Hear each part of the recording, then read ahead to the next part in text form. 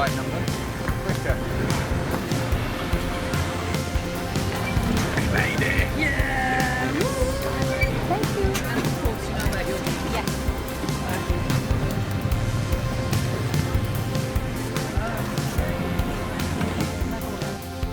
He is arguably the most famous person in history. Over 2 billion people claim to follow him. That's 1/3 of the world's population. He's represented in art and literature more than any other figure. Time magazine called him the most influential person who has ever lived. But who is Jesus?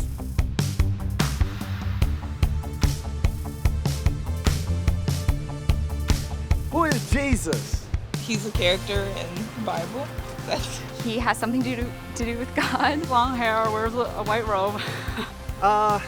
I don't know. Actually, I don't know how to answer that. I've never personally met him, but I know a lot of people have. He was a prophet, one of them, one of the many. A nice guy from the Middle East. I believe Jesus is the Son of God. An everyday guy. A man of conviction. He knows what it feels like to be human, to be rejected. The friend of those that are often mocked. I don't know. A man Yeah, who lived he existed. at one point. Nobody knows who Jesus is, let me tell you. 33-year-old carpenter from the Middle East. That's like a dude that, like, in the Bible says he died for us. Paved a way for us to live differently. He was somebody. He did live, right? But who he was to you is different. I think Jesus is just a symbol. It has symbolism. Jesus is my savior. But he could also really be a good friend. He's relatable to me. He's my everyday chance at life. The creator of all. That's why I believe this is the reason why we're all here. Yeah. For much of my life, I wasn't a Christian. I come from a family of trial lawyers, barristers. My father was a barrister, my mother was a barrister, my sister is a barrister, my son qualified as a barrister, my daughter qualified as a barrister, both my grandfathers on both sides were barristers, my uncle was a barrister. If we'd had a cat, it would definitely have been a barrister. My father was a Jew, a secular Jew. He'd escaped the Holocaust. Many of his family had died in the Holocaust. My mother was not a churchgoer.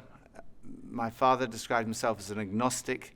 And I came to the conclusion that I was an atheist as a teenager. And I was quite an argumentative atheist. Not that I was out to convert people to atheism, but if anyone tried to convert me to Christianity, then I had a lot to say on the subject. And I was quite suspicious of Christians. I'd come across one or two of them in my gap year, and they had these smiles, which I found deeply suspicious. And in my first year at university, I had a room next door to my great friend, Nicky Lee. And I warned him against these Christians. I said, don't let them into your room, whatever you do. But it was too late. He'd met some, and one time he and his then girlfriend, now his wife, Scylla, came back and they said that they had become Christians. I was horrified. I mean, they were such lovely people. I thought, how can I help them? I really didn't know anything about it, so I thought, I better investigate. So I managed to find this old Bible, and that night I started reading it. I started beginning of the New Testament. I read Matthew's Gospel, Mark, Luke. I got about halfway through John's Gospel, about 3 a.m. I fell asleep. Following day, I carried on reading. All that day, all the next day, all the day afterwards. I was a student, so I didn't have any work to do. And when I got to the end of the New Testament, I came to the conclusion, it's true.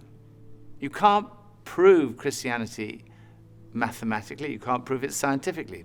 Science is obviously very important, but science answers a different set of questions. Science answers the questions, when and how did this world come into being? But it can't answer the question, who and why. Supposing I had a cake here, which I've made, and I give it to a scientist. The scientist will be able to answer the question, how it was made. They may be able to tell you when it was made, but only I can tell you who made it and why I made it. Only the creator of the cake can do that. Only I can tell you, I made that cake. And I can tell you why I made that cake. And it's the same with this universe. Only the creator can reveal who made this world and why he made it. And the claim of Christianity is that he has done that. The Creator has revealed himself. And he's revealed himself in the person of Jesus. And the evidence is not scientific evidence, that's not the only kind of evidence, but historical evidence. When I was a barrister, that's what we relied on. We relied on historical evidence that we presented to a jury. It was things that had happened in the past. They weren't there. Every time a jury brings back a verdict, it's a step of faith based on evidence. And I myself could not be a Christian if I didn't believe there was evidence. I couldn't just take a blind leap of faith. For me, faith in Jesus is a step of faith based on good historical evidence. Why start with Jesus, you might say? I didn't even believe there was a God, but I came to believe in God through Jesus because the resurrection of Jesus strongly suggests that this world has a creator and that creator is to be seen in terms of, through the lens of, Jesus. Jesus of Nazareth is believed to have walked these streets around 2,000 years ago. But is there any evidence that he even existed? Well, there's actually quite a lot of evidence. No serious historian would deny that Jesus existed. The Roman historians Tacitus and Suetonius wrote about Jesus, as did the first century Jewish historian Josephus. He described him as Jesus, a doer of wonderful works, and then he goes on to describe his crucifixion and alleged resurrection. So there's evidence outside of the New Testament for the existence of Jesus, but most of the evidence comes from within inside the New Testament. And sometimes people say, well, the New Testament was written such a long time ago. How do we know what was written down hasn't been changed over the years? Well, the answer is that we do know, because of a science called textual criticism. Textual criticism examines the number of copies of early texts that we have available to us today, and it looks at the time gap between the original document and the earliest copy that we have. And basically, the more manuscripts we have and the earlier they are, the less doubt there's going to be about the original. So let's compare the Bible to other texts in ancient history, ones that are widely used in schools and universities. Let's look at the Greek historians Herodotus and Thucydides. They both wrote in the 5th century BC. But the earliest copy of their writings that we have dates from AD 900, and that makes a 1300-year time lapse. And even then, we only have 8 copies of these manuscripts in the first place. Or look at the Roman historian Tacitus. There's a 1,000-year gap between his book being written and our first manuscript, and we only have 20 copies. Or another classic, Caesar's Gallic War, 950 years between the book being written and our first manuscript copy. And even then, we only have 9 or 10 copies of these manuscripts. Again, with Livy's famous History of Rome, a 900-year gap between the book being written and our first manuscript, and we only have 20 copies of this. But when it comes to the New Testament, well, it's very different. The New Testament was written between about 40 and 100 AD, and we have manuscript evidence going back as early as 130 AD, and full manuscripts by 350 AD. And we have more than 5,300 Greek manuscripts, 10,000 Latin translations, and 9,300 others. So, we can be pretty confident in the accuracy, the authenticity, and the integrity of the New Testament scriptures that have been passed down to us today. The remarkable thing about the Bible is there's such a short chronological distance between the events being described and our first manuscripts. So in many ways, the Bible scholars are in a very fortunate position of being able to check these things out and finding that they are much more reliable than, for example, some of the alternatives you're looking at. And as a scholar, I am more than happy to say, I trust this, I take it very, very seriously, I rely on it. Professor F.J.A. Hort, one of the greatest scholars in the area of textual criticism, concluded that, in the variety and fullness of the evidence on which it rests, the text of the New Testament stands absolutely and unapproachably alone amongst ancient prose writings, and no secular historian would disagree with that conclusion. So we know from evidence outside and inside the New Testament that Jesus existed. But who was he? Well, we know that he was fully human. He had a human body. He ate, he drank, he sweated, he got tired, he suffered pain. And he had human emotions, love, joy, sadness, and human experiences. He had the experience of growing up in a family, of education, of having a job, of being tempted. And he experienced bereavement and suffering and torture and even death. Many today would say, okay, he was a human being, but only a human being. Maybe he was a great religious teacher, but no more than that. Others would say he was much more than that. Bono, the lead singer of the band U2, has said, "I don't think you're led off easily by saying he was a great thinker or philosopher, because actually he went around saying he was the Messiah. That's why he was crucified. He was crucified because he said he was the Son of God. So he either, in my view, was the Son of God or he was nuts. And I find it hard to accept that all the millions and millions of lives, half the earth, for nearly 2,000 years, have felt their lives touched and inspired by some nutter. I don't believe it." He went on to say, "I believe that Jesus was the Son of God." What evidence is there to suggest that Jesus was more than just a great religious teacher? There are two parts to this argument. The first is, what did Jesus think about himself? Because if Jesus didn't think he was God, that's the end of the argument. But if he did, the second part of the argument is, was he right? So, what did Jesus say about himself? First piece of evidence is the fact that his teaching was centered on himself. Most great religious teachers point away from themselves. They say, don't look at me, look at God. Jesus, who personified humility in pointing people to God, pointed to himself. He said, look at me, come to me. We've talked about this search for meaning and purpose, that feeling of like a spiritual hunger that other things don't quite satisfy. Jesus said, I am the bread of life. I'm the one who can satisfy that spiritual hunger. Addiction is a major problem in our society. Jesus said, if the Son, in other words, if he himself sets you free, you will be free indeed. Then there's all the stuff we carry around, worry, anxiety, guilt, fear. Jesus said, come to me, all you who are weary and burdened, and I will give you rest.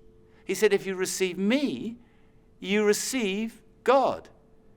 If you welcome me, you welcome God. If you've seen me, you've seen God.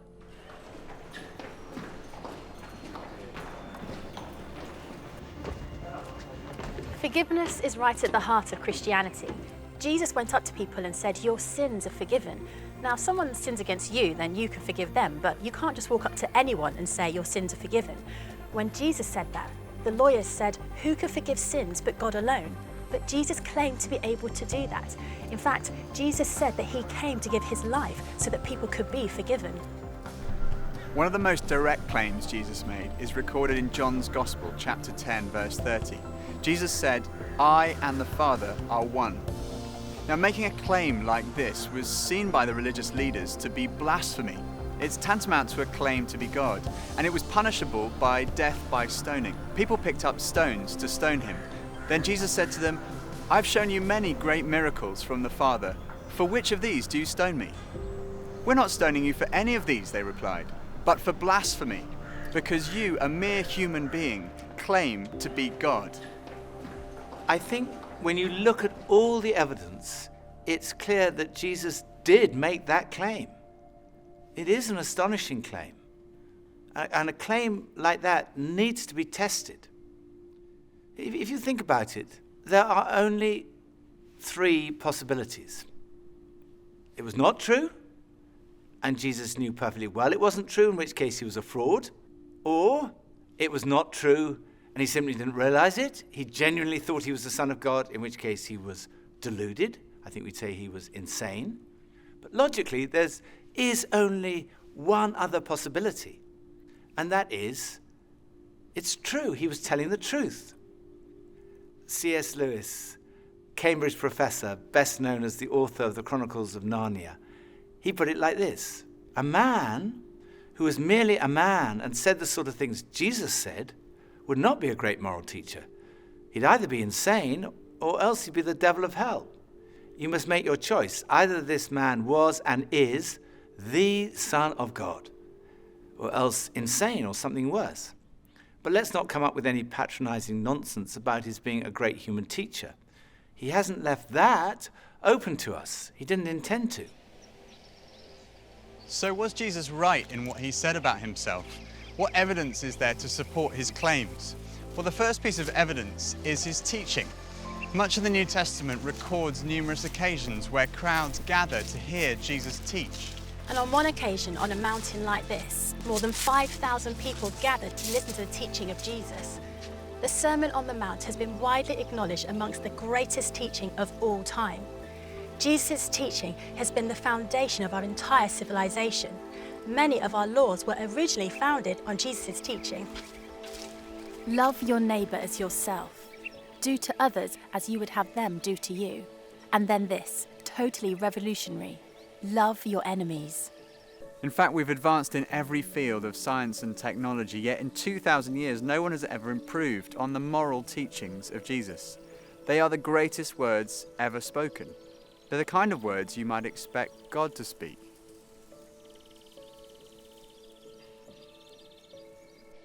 Another thing that marked Jesus' life was his love for the marginalized, feeding the hungry, healing the sick. His character has impressed millions who wouldn't call themselves Christians. Time magazine called him the most persistent symbol of purity, selflessness, and love in the history of Western humanity. He was a person in whom even his enemies could find no fault, and whose friends said that he was without sin. It's been said that our character is truly tested when we're under pressure or in pain. And when Jesus was being tortured, he said, "Father, forgive them, for they do not know what they're doing." Another piece of evidence is his fulfillment of Old Testament prophecy. No one else in history has had a whole collection of books written about them before they were born. Jesus fulfilled over 300 Old Testament prophecies, 29 of them in a single day. Of course, it could be suggested he was a kind of clever con man who set out deliberately to deceive people. He read all these prophecies and he thought, right, I'm going to go through and I'm going to fulfill them all in my life. The difficulty with that theory is that, first of all, the sheer number of them. And then the fact that, humanly speaking, he had no control over many of these things. There were prophecies about the exact manner of his death, about the place of his burial, even about the place of his birth. Clever con man would be going around and say, oh my goodness, I'm supposed to be born in Bethlehem. It's too late. Then the final piece of evidence, his conquest of death. The physical resurrection of Jesus is the cornerstone of Christianity. And this is relevant to every single one of us, because we're all going to die. It's the ultimate statistic. 1 in 1 die. You go to a funeral. The coffin is lowered into the ground. It looks absolutely final. And it is. Unless Jesus died and was buried and then was raised to life. In which case, death has been conquered. But is this just wishful thinking?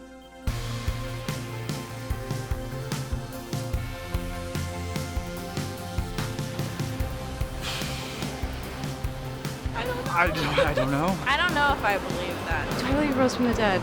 Sure. Possibly, if you wanted to. I mean, are we talking in a physical sense or are we talking in a metaphorical sense? No.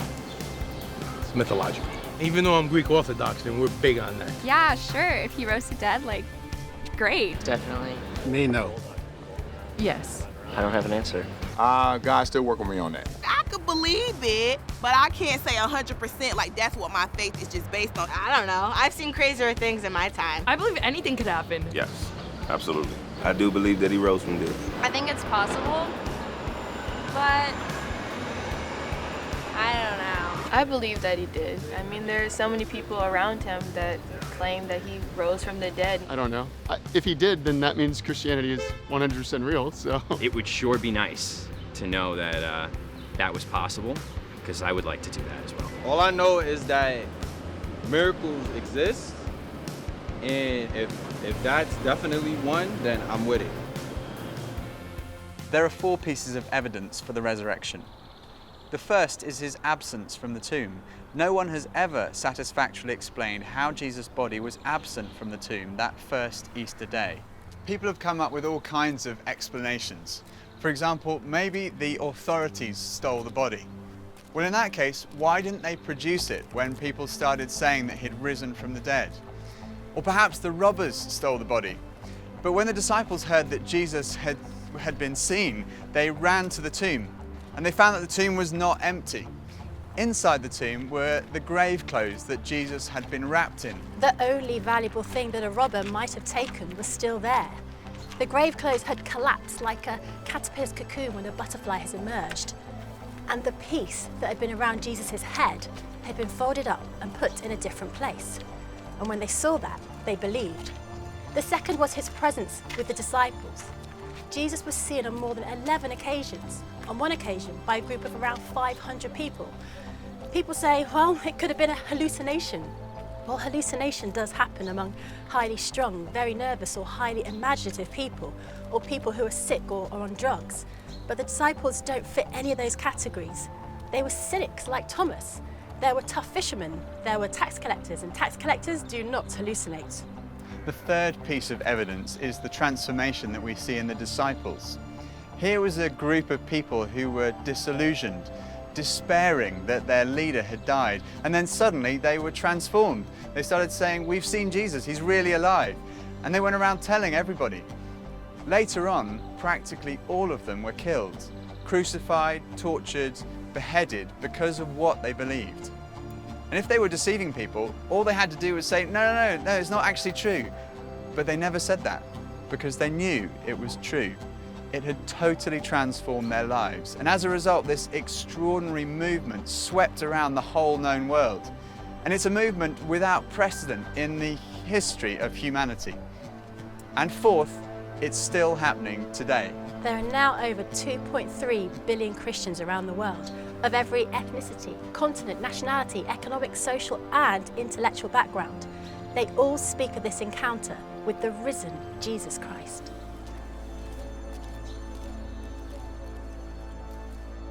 So what are we to make of Jesus? It seems to me clear that Jesus really did claim to be a man whose identity was God.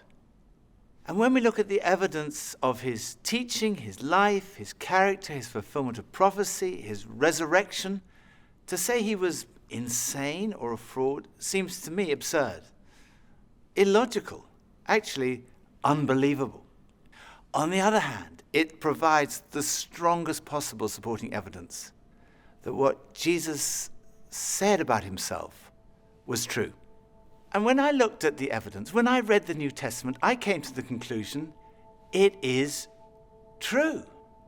I didn't want to become a Christian because I thought if I became a Christian, life would be totally miserable from that moment onwards. So I tried to put it off. I thought I'll put off becoming a Christian to my deathbed.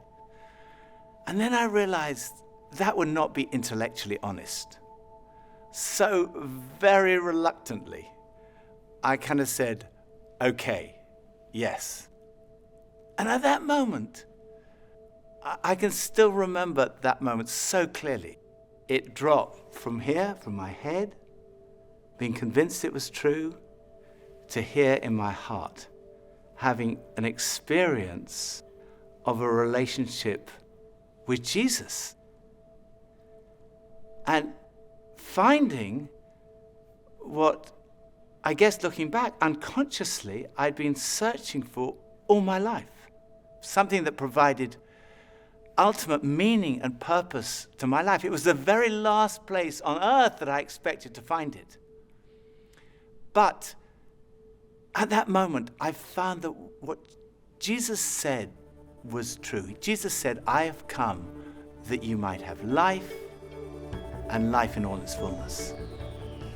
it really is true that God has revealed himself in Jesus. Jesus really is who he claimed to be. Jesus really did rise from the dead. There is hope beyond this life. There is hope for this life. Right now, in this life, in an encounter with Jesus, we find life and life in all its fullness.